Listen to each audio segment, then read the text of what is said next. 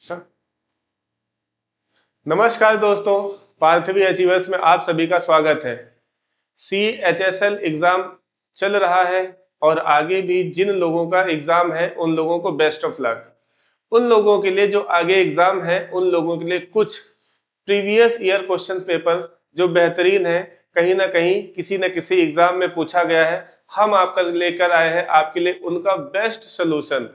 तो आपको एग्जाम से पहले एक बार इन क्वेश्चंस को देख करके जरूर जाना चाहिए। ठीक है भाई, तो हम अपनी क्लास को शुरू करते हैं और ये हमारा आज की क्लास का पहला सवाल क्या है भाई, आप लोग जरा इसको पढ़िए। 32 और 69 के बीच सभी अभाज्य संख्याओं का औसत क्या है।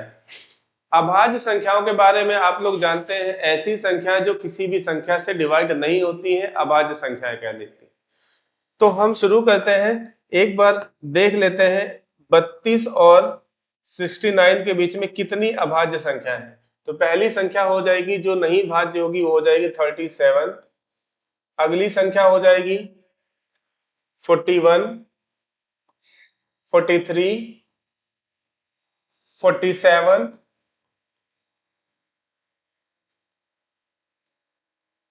53,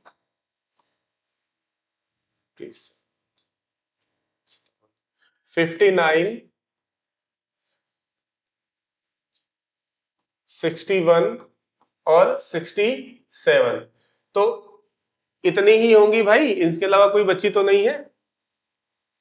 नहीं, 1 2 3 4 5 6 7 8। तो ये 8 संख्याएं हैं जो 32 और 69 के बीच में अभाज्य संख्या है। हमें क्या बताना है, हमें इन सभी संख्याओं का औसत बताना है। तो औसत के बारे में आप लोग जानते हैं, जो एवरेज होता है वो क्या होता है, सम डिवाइड बाई नंबर। मतलब जितनी भी संख्याएं हैं उन सभी का योग बटे कुल कितनी संख्याएं हैं। तो हमें इसको सॉल्व करने के लिए क्या करना होगा, हमें करना ये होगा, इन सभी को जोड़ना होगा और फिर जितनी भी संख्याएं हैं उनसे डिवाइड कर देना होगा। तो 8 संख्याएं हैं तो डिवाइड बाई 8 हो जाएगा। इन सभी को जोड़ देंगे तो 7 1 8, 3 11, 7 18, 18 3 21, 21 9 30, 1 31, 7 38 के 8 हासिल है 3, 3 3 6 4 10 4 14 4 18 5 23, 23 5 28, 28 6 34, 34 और 7। ठीक है ना, कितना हो जाएगा 40। तो हमारा जो औसत है, जो एवरेज हो जाएगा वो कितना हो जाएगा 840 बटे 8, 8 पंचे 40, 8 एकम 8। तो जो हमारा एवरेज का क्वेश्चन है, 8 अभाज्य संख्याएं हैं 32 से 69 के बीच में, उनका जो एवरेज हो जाएगा कितना हो जाएगा 51। ठीक है भाई, समझ में आ रहा है। चलिए अगले क्वेश्चन पर आते हैं, यानी ऑप्शन नंबर इसका थर्ड आंसर हो जाएगा।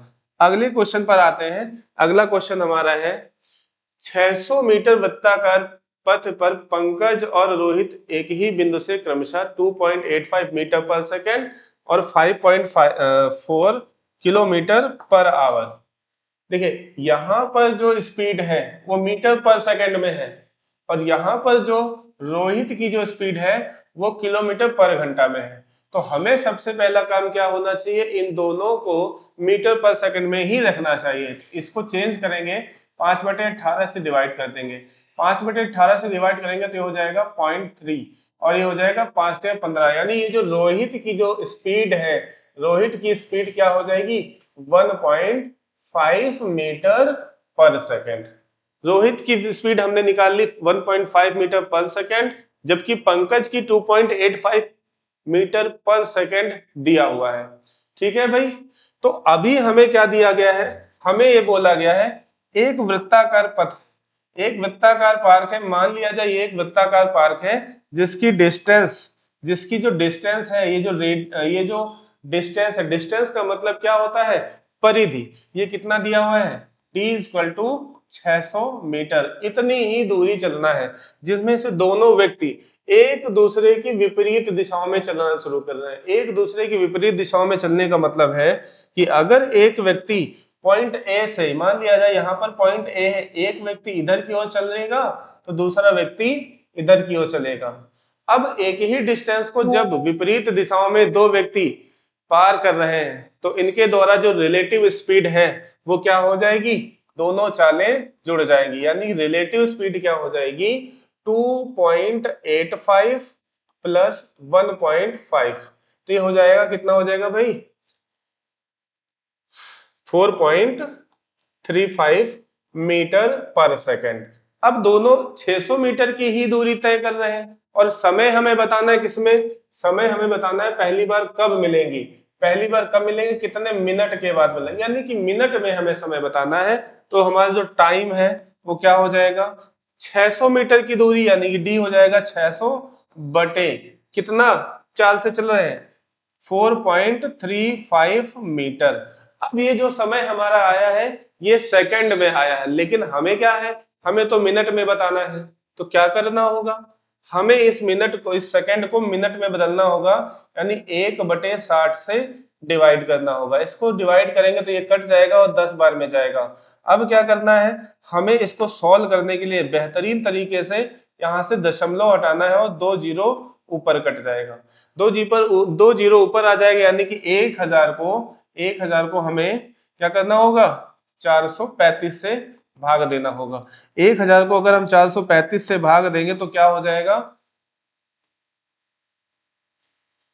ये जाएगा 2 बार में जाएगा तो हो जाएगा 870, 870 हो जाएगा, बचेगा कितना, यहां से बचेगा भाई 0, 10 में से 8 है 130 बचेगा, पॉइंट लगा दिया 0। अगर यहां पर देखा जाए तो 435 से कितनी बार में जाएगा, लगभग 3 बार में जाएगा, लगभग 3 बार में जाएगा, तो जो हमारा भागफल है वही हमारा आंसर हो जाएगा। तो भागफल हमारा क्या है 2.3, तो आंसर हो जाएगा हमारा 2.3। ठीक है भाई, ये हमारा एक बेहतरीन सवाल था। अगले क्वेश्चन पर आते हैं। अगला क्वेश्चन क्या है हमारा, सिंप्लीफिकेशन का क्वेश्चन है जो एसएससी सीएचएसएल में पूछा गया है।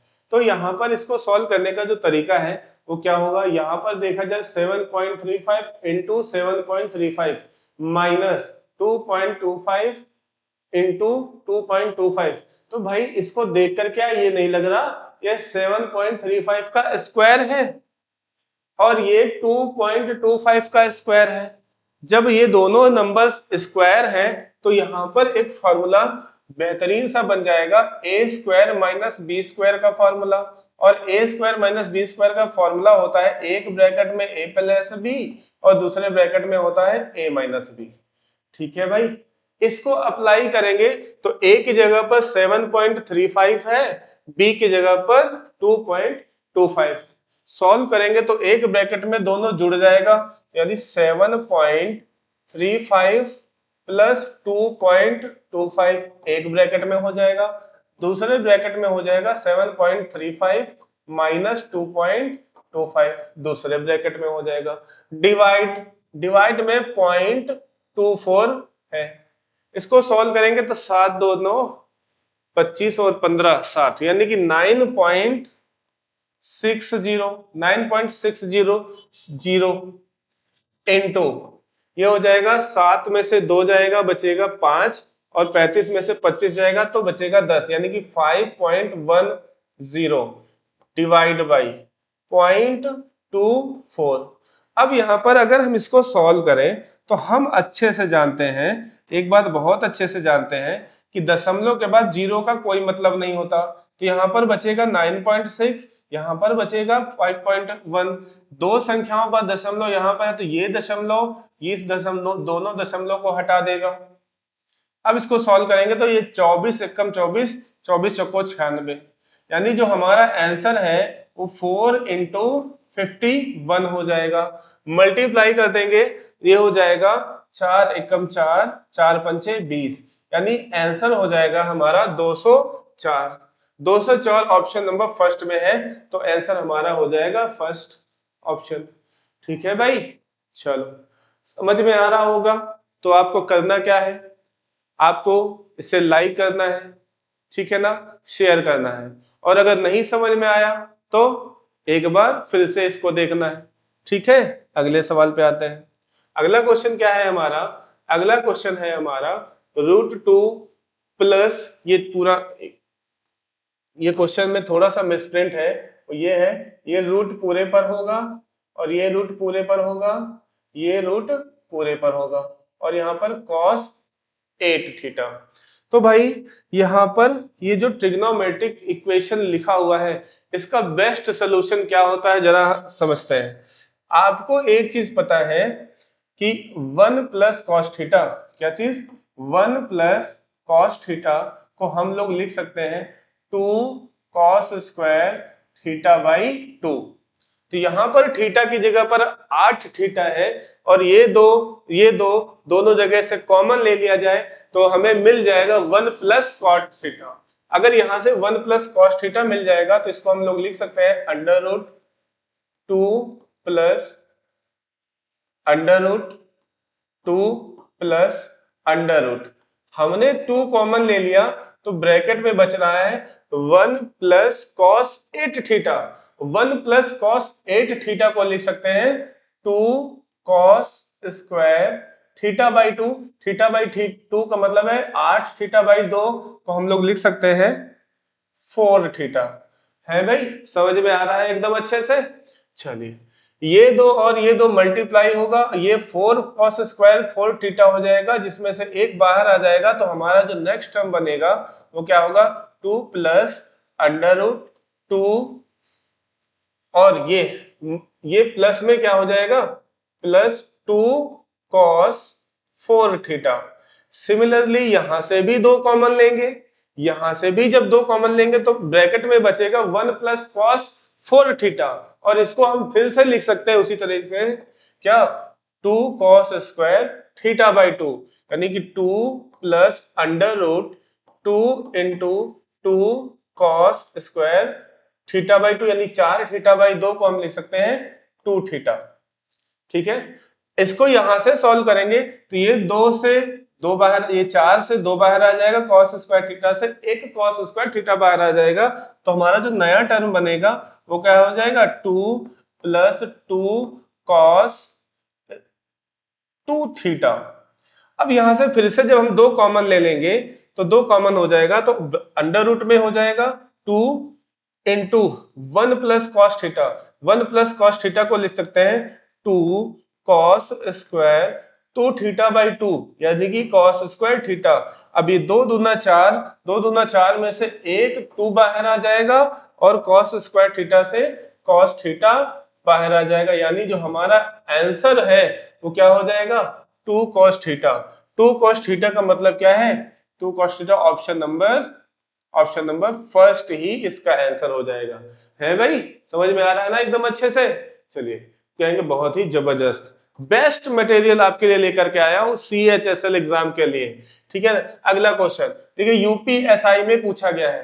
पहले ही मैंने कहा था ये सारे के सारे क्वेश्चंस किसी न किसी एग्जाम में कभी ना कभी पूछे गए हैं। ठीक है भाई, चलो अगले सवाल पर आते हैं। अगला क्वेश्चन क्या है, यदि 28 संतरों का क्रय मूल्य 24 संतरों के विक्रय मूल्य के बराबर है तो लाभ प्रतिशत क्या होगा। प्रॉफिट और लॉस का ये बेहतरीन सवाल है जो बहुत ही आसान है। क्या करेंगे इसमें, हमने देखा कि जब हम 28 संतरों को खरीद रहे हैं तो हमें क्या हो रहा है, और खरीद कर जब बेच रहे हैं तो 24 संतरों के विक्रय मूल्य के बराबर ही प्रॉफिट हो जाता है। ठीक है ना, बोलो नहीं, 28 संतरों को जितने रुपए में खरीद रहे हैं 24 संतरे उतने रुपए में ही बिक जा रहे हैं, तो आप ये भी कह सकते हैं कि 4 संतरों का हमें प्रॉफिट हो रहा है। ठीक है भाई, तो ऐसे क्वेश्चनों को सॉल्व करने के लिए हम एक लाइन में इनको जैसे कि तैसे लिख देते हैं। मतलब क्या है, जो 28 संतरों का जो सीपी है, कॉस्ट प्राइस है, वो बराबर है 24 संतरों के सेलिंग प्राइस के। अब यहां पर क्या करेंगे, जो कटने वाला है काट देंगे, ये हो जाएगा 4 छंग 24 और ये 4 सत्ते 28। इसका मतलब ये हो गया जो सीपी है एक संतरे का वो है 6, और उसी एक संतरे का जो एसपी है वो है 7। माने क्या मतलब है इसका, यदि हम 6 रुपए में एक संतरा खरीद रहे हैं और 7 रुपए में उसको बेच दे रहे हैं तो प्रॉफिट होगा। कितने का प्रॉफिट होगा, आप कहोगे सर प्रॉफिट तो है 1 का, लेकिन हमें प्रॉफिट परसेंट बताना है तो सीपी पर होगा जो कि 6 है, और परसेंट के लिए हम लोग 100 से करते हैं गुणा। इस 1/6 का परसेंट में मान होता है 16 सही 2/3%। तो आपको या तो ये पता होना चाहिए कि 1/6 का फ्रैक्शन में सॉरी परसेंटेज में मान क्या होता है, या फिर नहीं पता है तो 100 से गुणा कर देंगे और परसेंट में बदल जाएगा।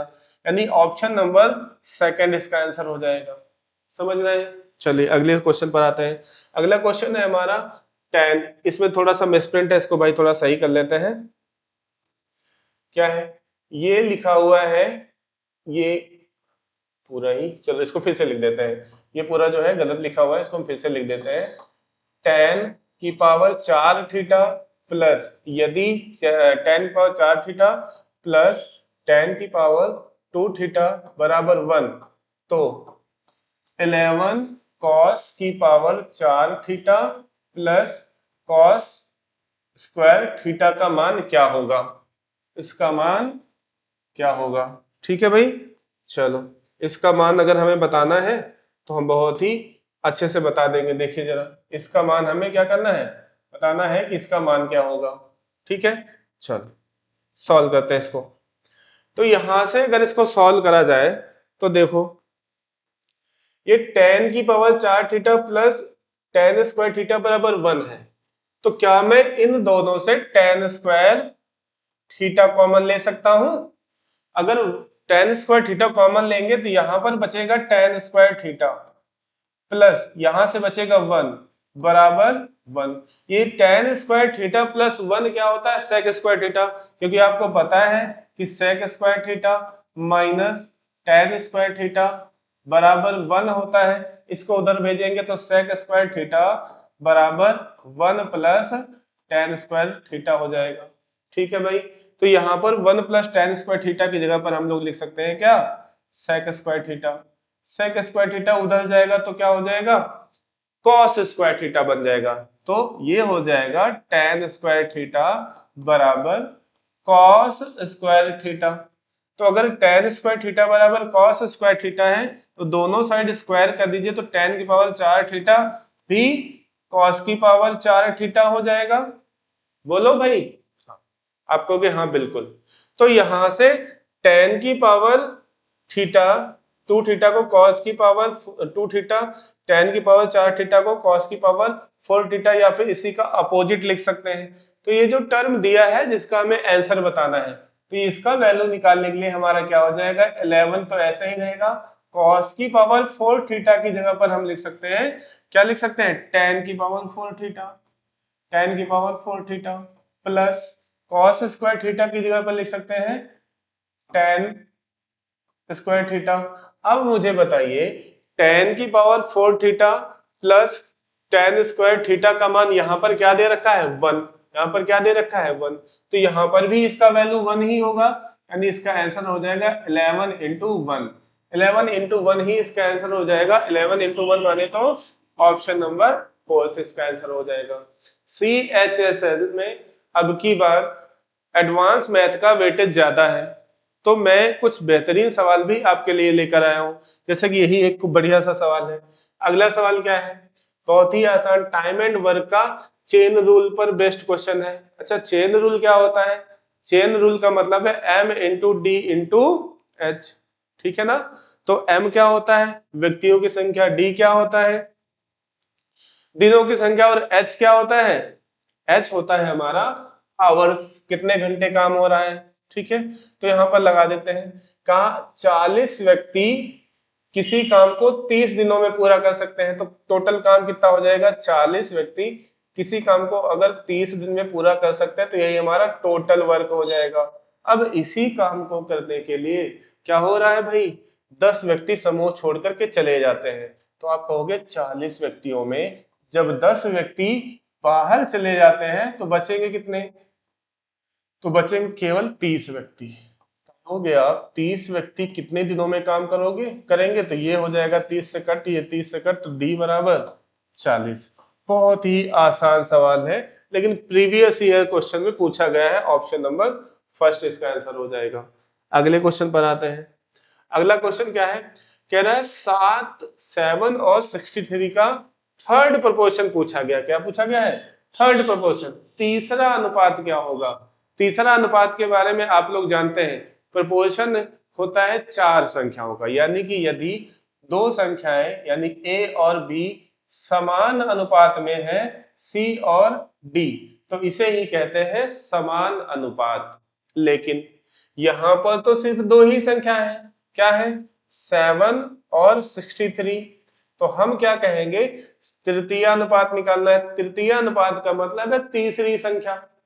तीसरी संख्या के लिए हम क्या कह देंगे? हमने मान लिया कि जो तीसरी संख्या है वो है x, तो इसी x का वैल्यू हमें बताना है।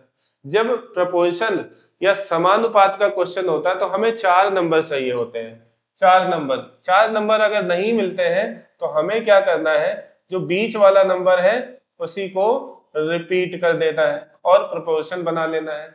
तो अंदर अंदर का गुणा हो जाता है और बाहर बाहर का गुणा हो जाता है। क्या हो जाएगा? 7x equal to 63 into 63। तो x की जो वैल्यू है कितना हो जाएगा? ये 9 3 27। एक ही ऑप्शन में 7 है इकाई अंक, तो यही इसका आंसर हो जाएगा। या फिर इसका गुणा कर लीजिए, 9 3 27 के साथ हासिल है 2, 9 6 54, 2 56। ठीक है भाई, चलो ये थर्ड प्रोपोर्शन इसका है। इसी तरह आपसे थर्ड प्रोपोर्शन के अलावा मिड प्रोपोर्शन पूछ सकता है, जिसे मध्यानुपात कहते हैं। तो ऐसे ही मध्यानुपात क्या होता है? x बराबर अंडर रूट AB। ठीक है, तो कुछ आपको यहां से आपको हिंट भी मिल जाएगी। तो ये क्या हो जाएगा? मध्यानुपात का सवाल। मध्यानुपात अगर आपसे पूछ लिया जाए, इन्हीं दोनों का मध्यानुपात क्या हो जाएगा? Under root AB। ठीक है, अगले सवाल पर आते हैं। अगला क्वेश्चन क्या है? यदि x प्लस 1/x बराबर 6, तो एक्स स्क्वायर माइनस 1/x² का मान बताना है। अलजेब्रा का ये बहुत ही बेस्ट सवाल है जो किसी न किसी एग्जाम में हमेशा पूछता ही रहता है। ठीक है, इसको सॉल्व किया जाए। इसको सॉल्व करने का बेस्ट सोल्यूशन क्या हो जाएगा? यहां पर x² माइनस 1/x² है। तो भाई मैं इस अलजेब्रा रूल से लिख सकता हूं इसको, एक ब्रैकेट में x प्लस 1/x और दूसरे ब्रैकेट में लिख सकता हूं x माइनस 1/x। अगर मुझे कहीं से x माइनस 1/x का मान मिल जाए तो इसमें रख देंगे और दोनों का मल्टीप्लाई करके हमारा आंसर हो जाएगा। लेकिन यहाँ पर तो सिर्फ हमें x प्लस 1/x दिया हुआ है, तो हम क्या करेंगे? इसी से निकालेंगे हम x माइनस 1/x। तो हमें पता है यदि x प्लस 1/x बराबर 6 है तो x² प्लस 1/x² का मान हो जाएगा, आप कहोगे sir k² minus 2। k² minus 2 का मतलब है 36 माइनस 2। 36 माइनस 2 कितना हो जाएगा? 34। तो आप कहोगे x² plus 1/x² equal to 34। अब बोथ साइड हम दो अगर माइनस कर दें तो ये क्या बन जाएगा? x माइनस 1/x का होल स्क्वायर। अगर ये x माइनस 1/x का होल स्क्वायर बन जाएगा तो इधर क्या होगा? 32। अब इधर का स्क्वायर उधर शिफ्ट करेंगे तो ये तो अंडर रूट में हो जाएगा। तो x माइनस 1/x का जो मान है वो क्या हो जाएगा? आप कहोगे सर 16 दूना 32, यानी कि 4√2। अगर ये 4√2 हो जाता है, ठीक है भाई, अगर ये 4√2 हो जाता है तो मुझे बताओ इसका वैल्यू हम यहां पर उठा कर रख सकते हैं। अगर इसका वैल्यू हम यहां पर उठा के रख देंगे तो क्या हो जाएगा? x प्लस 1/x का मान है 4√2, यहां पर रख देंगे इसका मान 6, और x माइनस 1/x का मान है 4√2। तो 6 चौक 24, 24√2 ही इसका आंसर हो जाएगा। यानी ऑप्शन नंबर क्या है इसमें? ऑप्शन नंबर थर्ड इसका आंसर हो जाएगा। ठीक है, समझ में आ रहा है? चलिए लाइक करते रहिए भाई आप लोग इसको, अगला सवाल, और शेयर भी करते रहिए। ये कुछ स्टेटमेंट पर भी बेस्ड क्वेश्चन है। क्या है? त्रिभुज के गुणों के बारे में सही कथन ज्ञात कीजिए। क्या होता है त्रिभुज? अगर मान लिया जाए एक त्रिभुज है, ठीक है, हमने एक त्रिभुज ले लिया, ट्रायंगल ले लिया, ये हमारा एक त्रिभुज है। त्रिभुज कब बनेगा? जब त्रिभुज की दो भुजाओं का योग तीसरी भुजा से ज्यादा है। मतलब क्या हुआ? यदि हम एक ये भुजा ले रहे हैं ए और एक ये भुजा ले रहे हैं बी और एक ये भुजा क्या है सी, ये त्रिभुज तब बनेगा जब किन्हीं भी दो भुजाओं का योग, यानी हम अगर ये भुजा और ये भुजा ले रहे हैं ए प्लस बी, ये जो मान है ए प्लस बी का, ये ज्यादा होगा किससे? तीसरी भुजा से, तभी हमारा त्रिभुज बनेगा, वरना त्रिभुज की प्रॉपर्टी यानी विशेषता ये नहीं हो सकती। तो यहां पर देखते हैं, दो भुजाओं का योग तीसरी भुजा के बराबर हो, नहीं, ये नहीं हो सकता। दो भुजाओं का योग सदैव तीसरी भुजा के बराबर होता है, नहीं, ये भी नहीं हो सकता। दो भुजाओं का योग सदैव तीसरी भुजा से अधिक होता है, जी हाँ, यही इसका आंसर हो जाएगा, यानी option number third, the some